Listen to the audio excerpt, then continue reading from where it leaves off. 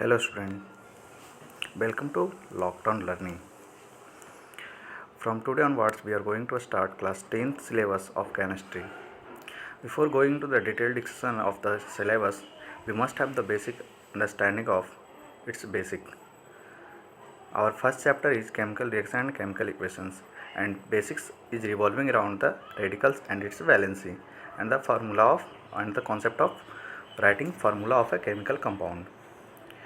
We all are aware of the fact that matter is composed of three components: elements, compounds, and radicals.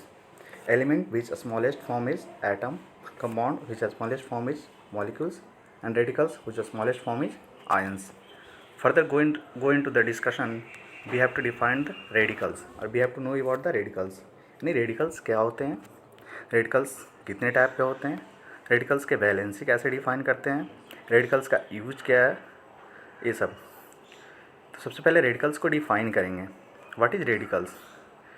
Any charge species are called radicals. It means कोई भी वैसा species कहने का sense यहाँ पे atoms and molecules दोनों से है, वैसा कोई भी स्पीसीज जिस पे चार्ज होगा उसको हम लोग रेडिकल्स बोलेंगे.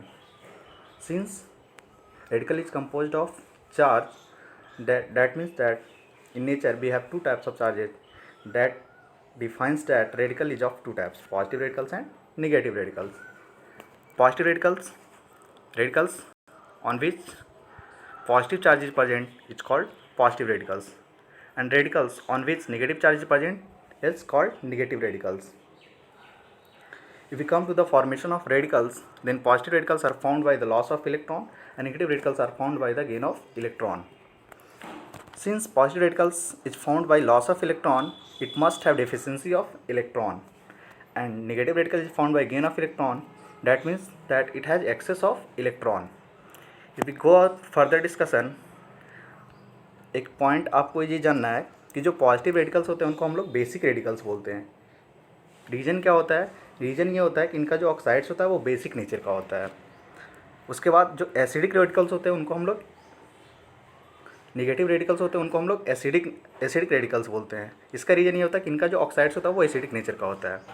सम examples of positive radicals are aluminium पे +3 चार्ज पॉजिटिव रेडिकल, सोडियम पे plus charge positive radicals, Mg पे +2 चार्ज पॉजिटिव रेडिकल्स, NH4 पे plus charge positive radicals. Some examples of negative radicals are sulphur पे -2 charge, oxygen पे -2 charge, nitrogen पे -3 charges. These are the examples of negative radicals. Now valency of radicals, यानी valency of radicals किसको बोलते हैं? इसके पहले जो हम लोग रेडिकल्स वैलेंसी का डेफिनेशन पढ़े थे, that is combining capacity of an atom. तो यहाँ पे ये समझ में आएगा हम लोगों को कि कंबाइनिंग कैपेसिटी का एक्चुअल मतलब क्या होता है. तो valency of radicals, the charge present on any species on any radicals in terms of unit is called its valency. यानी कोई भी रेडिकल्स पे जितना चार्ज प्रेजेंट होगा उसको हम लोग उसका वैलेंसी बोलेंगे. फॉर एग्जांपल, अगर Na पे प्लस चार्ज अवेलेबल है यानी इसका वैलेंसी कितना है? 1 है. अगर O पे -2 चार्ज प्रेजेंट है यानी इसका वैलेंसी कितना है? 2 है. F पे माइनस चार्ज प्रेजेंट है यानी इसका वैलेंसी कितना है? 1 है. Mg पे +2 चार्ज प्रेजेंट है, इसका मतलब वैलेंसी कितना है? 2 है. एक इम्पॉर्टेंट फैक्ट ये है कि वैलेंसी जो होता है इंडिपेंडेंट ऑफ चार्जेज होते हैं, उनको चार्ज से कोई मतलब नहीं होता है. अगर Na पे प्लस चार्ज है तो इसका वैलेंसी 1 है, ना कि इसके वैलेंसी को हम लोग +1 बोलेंगे. +1 क्या है? इसका चार्ज है. सेम लाइक Mg +2 है तो इसका वैलेंसी 2 है, ना कि इसका वैलेंसी को हम लोग +2 बोलेंगे. +2 क्या है? इसका चार्ज है. नाउ वैलेंसी, तो वैलेंसी जो होते हैं वो दो टाइप के होते हैं, इलेक्ट्रोवैलेंसी एंड कोवैलेंसी. इलेक्ट्रोवैलेंसी किसको बोलेंगे? तो नंबर ऑफ इलेक्ट्रॉन लॉस्ट और गेन्ड बाई एन रेडिकल्स या an atom to complete its octet is called electrovalency. यानी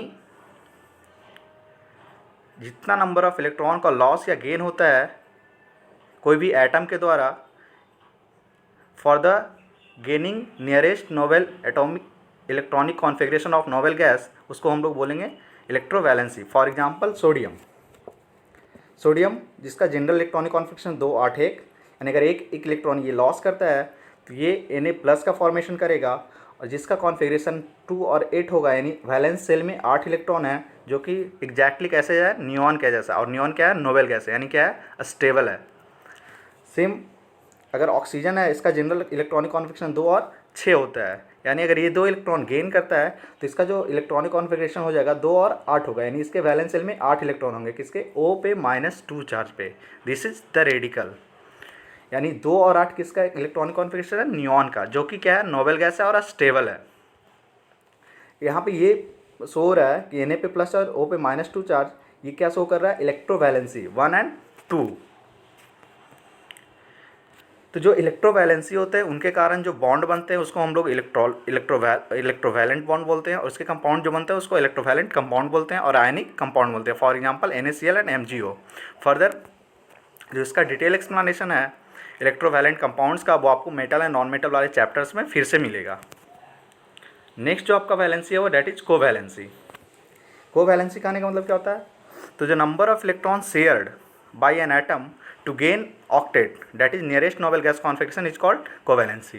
कहने का मतलब क्या है कि कोई भी एटम जितना नंबर ऑफ इलेक्ट्रॉन शेयर करेगा दूसरे एटम के साथ ऑक्टेट का फॉर्मेशन करने के लिए, उसको हम लोग बोलेंगे कोवैलेंसी। फॉर एग्जांपल CH4 में क्या है, एक कार्बन है, 4 हाइड्रोजन का एटम है। एक कार्बन यानी इसका जनरल इलेक्ट्रॉनिक कॉन्फिगरेशन 2 और 4, यानी इसका आउटरमोस्ट शेल में कितने इलेक्ट्रॉन है, 4 electron, that is valence electron.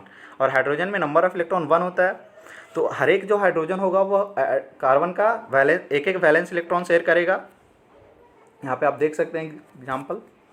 और हर एक जो कार्बन होगा वो चारों हाइड्रोजन एटम से एक एक इलेक्ट्रॉन शेयर करके कोवैलेंट बॉन्ड का फॉर्मेशन करता है, and this is called sharing of electron. यानी यहाँ पे अगर कोवैलेंसी ऑफ कार्बन का बात करेंगे तो कोवैलेंसी ऑफ कार्बन 4 है, covalency of hydrogen each hydrogen कितना है, 1 है। जो कोवैलेंसी जो होता है वो ये कोवैलेंट कंपाउंड्स का फॉर्मेशन करता है, यानी जो कोवैलेंट कंपाउंड बनते हैं उनमें कैसा बॉन्ड होता है, कोवैलेंट बॉन्ड होता है। फर्दर जो इसका जो डिटेल एक्सप्लेनेशन है वो आपको कार्बन एंड कंपाउंड चैप्टर में पढ़ने के लिए मिलेगा। Thank you.